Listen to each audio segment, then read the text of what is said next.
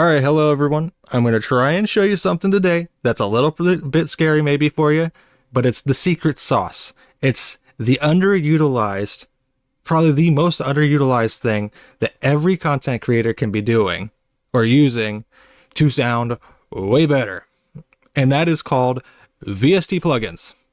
VST plugins are basically like modules that you can get from third-party developers that do specific jobs, and OBS itself supports VST2 plugins. There's 3 different kinds: VST, VST2, VST3, and they are basically generational. So VST are old, VST2 are still relevant, but kind of like in the they're starting to phase out, and then VST3 is the new ones. OBS supports VST2 currently, so if you do look for plugins, you got to make sure that they have VST2. When you download one of these plugins, and I will be showing you what they do, but when you download one of these plugins, it will either come with an installer or a DLL file. So I'm going to show you then where these have to go for OBS to even find them, because they can install several different places. You want to make sure, if you're using OBS, that you go to your program files.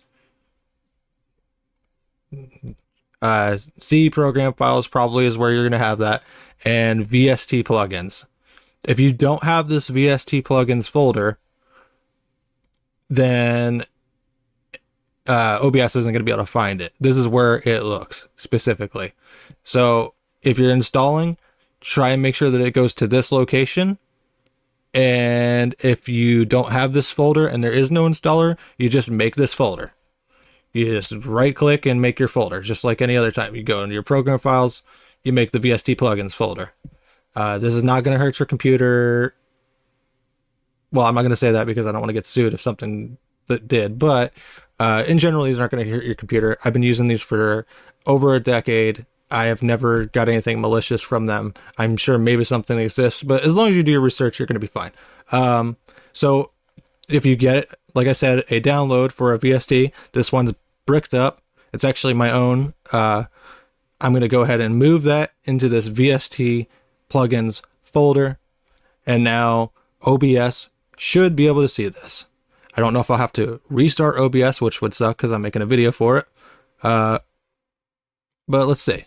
So the way that we do that, after we have it installed to program files, VST plugins, you go to VST plugin. Okay. And now you can look, and here it is, bricked up. You won't have as many of these. You're going to have probably just the only ones that you put in there, unless you're like me. And I mean, this isn't even half of the plugins that I have. I've got thousands of them all over my computer. But yeah, now I can select that, and I can open my plugin interface once I select that, and boom. This one doesn't do anything, just says bricked up because it's for a demo. Actually, it does do something. It makes it maximized, so we're going to turn that off. And I also just revealed kind of what this does. I haven't released this plugin, but I will. And I might not ever release it because Thomas Mundts, I hope I'm saying his name correctly, released one that does something similar already. That's awesome. And that's called LoudMax, and it's free. And I'm going to put links to these in the description, I guess. But the way that this works is that you could set a target, like a limiter, right? And you can basically push your, you can add gain. So this is a gain, and then you can limit it. And it does it in a really, really clean and transparent way. You could do this in OBS right now without downloading any plugins, with a limiter and a gain, right? A limiter filter and a gain filter, and you put the gain before the limiter and you compress. The problem that I have with OBS is that it's a little crunchy. The limiter on there is a little bit of crunchiness to it, and it shouldn't be doing that because it's a digital plugin. And yeah, this guy did a fantastic job.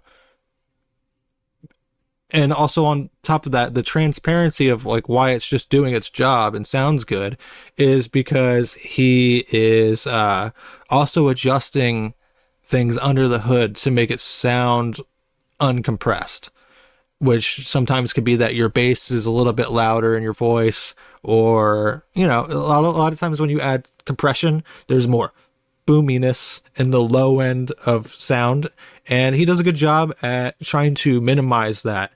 And yeah, this is a really, probably one of my favorite plugins to exist in the whole world, and he gave it for free, and that just basically maximizes us so that we're hitting a level. Another really cool one that he did that you can find for free also is something called LUveler, I guess, but basically instead of using dBs, he's using LUFs, which are loudness units. And this is the kind of the science behind it, is that we perceive things louder sometimes that are a lower dB, right? Like they might be a louder volume, but we hear them lower, and that's based on frequencies. Our ears are tuned into specific frequencies. So like a baby crying, for example, they'll really hurt your ears, and it's not because babies cry a lot louder, right, necessarily. We can just hear them crying so that we can react. Our what am I trying to say here? We've evolved so that we hear certain frequencies louder. They're just perceived that way.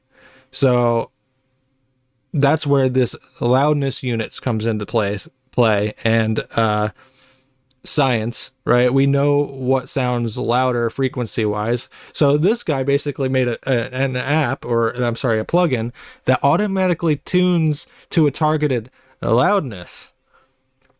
And that's great. It makes it so that people perceive you at a certain loudness all the time, and -16 just happens to be the sweet spot. And yeah, if you do get this -16, and then you might need to play with these scary knobs a little bit, you would probably want to put your true peak down a little bit from the default. I think it defaults at 0, just that way it never actually goes over 0, which I think could happen. And then you want your max gain to be, I guess 10's fine, or I don't know, it depends. You want to maybe put the LoudMax beforehand, so that's where this can get complicated. Maybe I'll do another video on this, but you can find resources for how to set this up and play with it, and kind of learn it just by experimenting with these knobs. But -16, it LUFs is the goal, and then either turning freeze level all the way down sometimes, depending on how low you're coming in, will make it so that it's kind of riding around the same loudness.